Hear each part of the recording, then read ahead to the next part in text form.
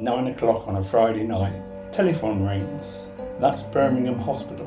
Bill, get yourself to Birmingham Hospital by midnight. We have a liver. I didn't know if I was going to go and receive a new life, or this was my last night on earth. Back in 2003, I discovered I had non-alcoholic cirrhosis of the liver. I was told that in about 10 years, I would need a new liver. As those years went by, I was becoming progressively worse. And in 2012, I was finding that I had to go to hospital, I was going into comas, I was losing my hearing, my eyesight was getting affected, and I was losing the ability to taste and touch. That was because the liver was in the last stages of dying.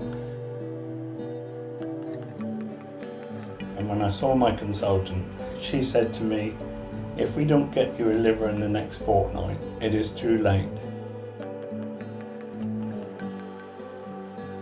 When I got to Birmingham, they said, well, we're still doing tests on the liver and we will be operating, all being well, at 6 o'clock in the morning, which they did. It was touch and go for many months. My weight went down to 10 stone. 10 stone, I looked like a walking skeleton.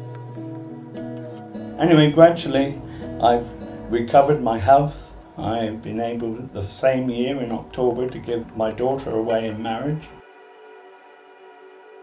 I got one more grandchild being born next month, that'll be 4. None of them would I have seen if I hadn't had a new liver. This is the sort of thing that you really ought to be discussing with your family.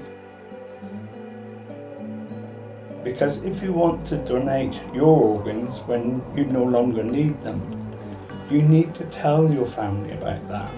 Because if something happens to you and you don't discuss it, they can stop you donating your organs. About 3 people die every day because they can't get the organs they need. What I want you to do is to think very carefully about whether you want to be a donor. Every morning I wake up and I am thankful that I'm alive, and I thank the lady who donated her liver.